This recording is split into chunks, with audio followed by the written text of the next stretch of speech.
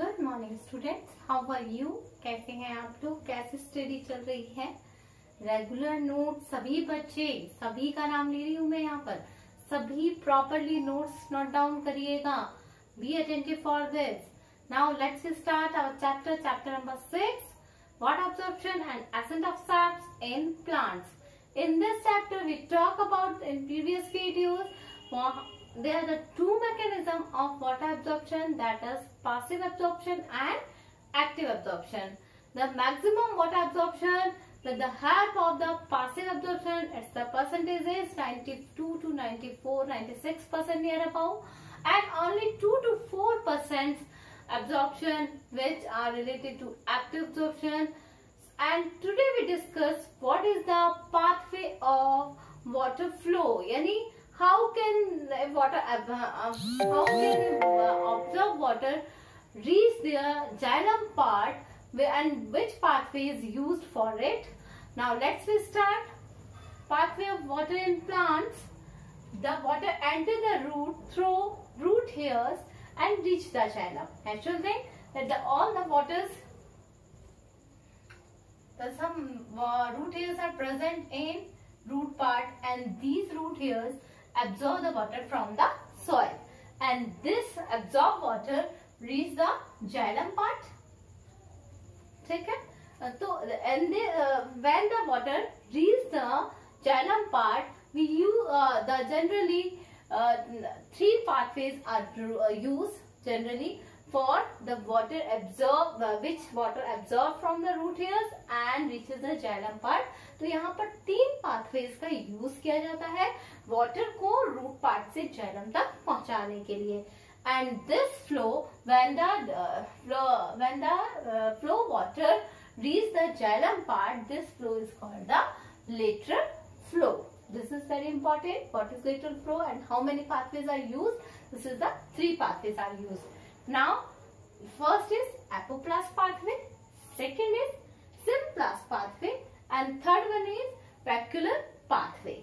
Now, today we discuss about the first pathway, that is called the apoplast pathway.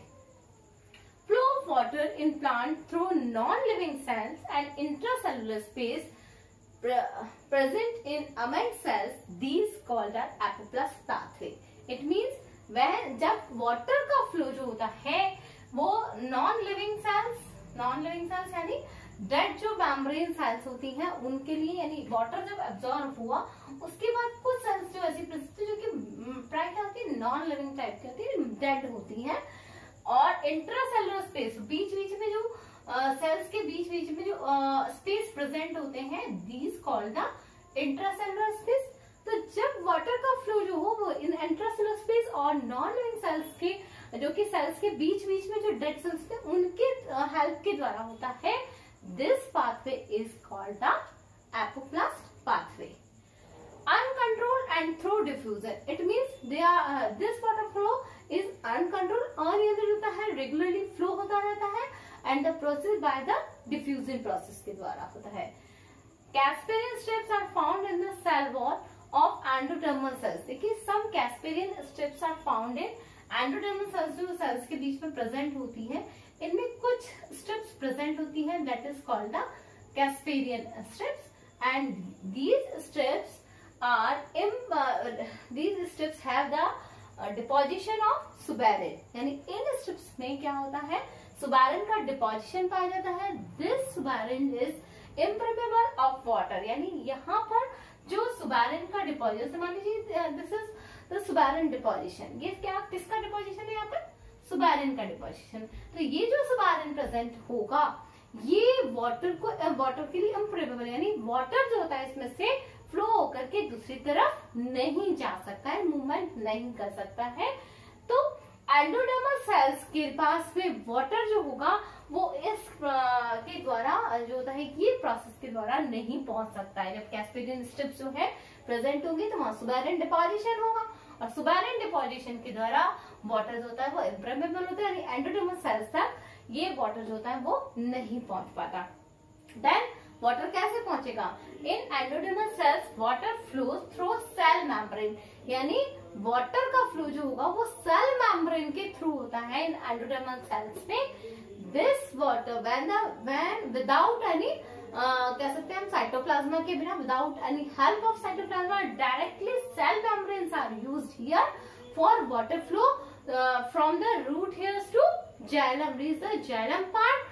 This pathway is called the apoplast pathway। यानी जब water का absorption हुआ लेकिन वो क्या हुआ, कैस्पेरियल स्ट्रिप्स के द्वारा नहीं जाकर के डायरेक्ट सेल मेम्ब्रेन के थ्रू रूट हेयर से जाइलम पार्ट तक पहुंचता है, या इंट्रासेलुलर स्पेस के द्वारा डायरेक्ट जाइलम पार्ट तक पहुंचता है।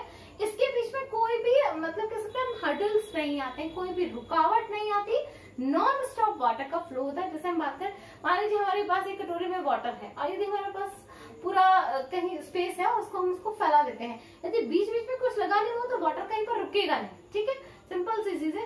यही चीज यहाँ पर इस पाथवे में यूज होती है कि यदि वाटर का फ्लो क्या होगा और कंटिन्यूसली चलता है, क्योंकि यहाँ पर बीच बीच में जो इंट्रासेलुलर स्पेस है और सेल मेम्ब्रेन है इसकी पूरी तरह से हेल्प करते हैं without the help of cytoplasm.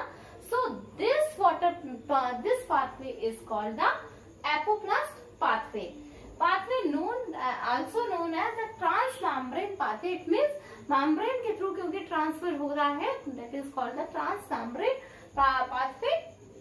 also इसका दूसरा नाम जो है उसे हम transmembrane pathway भी बोलते हैं। So today we discuss about the pathway of water in plants। It is 3 types: apoplast, symplast and brachioplast। Note down it properly. Thank you. Have a nice day.